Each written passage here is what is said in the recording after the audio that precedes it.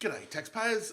Good news coming through on the economy, if you like, because we had GDP growth of 0.6% in the December quarter, which is the fastest rate of economic growth since the end of 2022. So the path to recovery seems to be established, seems to be getting a little firm with the rate cut that we saw in February, but this is, of course, December quarter data.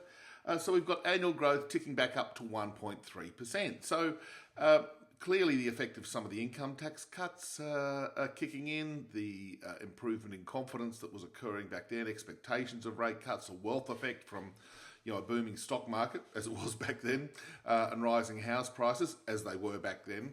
We're all sort of feeding into this better picture for economic activity. And of course, public demand was an important driver of that lift in economic activity, without which we'd be floundering around, bouncing around a recession. So thank goodness for a little bit of public sector demand indeed, particularly when it's being spent on infrastructure and essential services.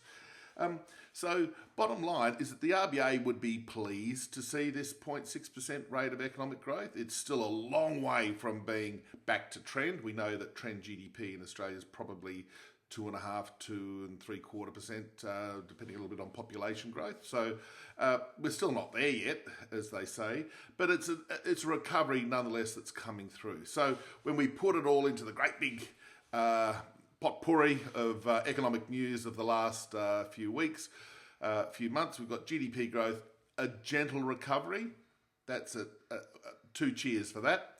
Inflation back on target, 3 cheers for that. Wages growth in the groove of not too hot, not too cold, but just right, 3 cheers for that.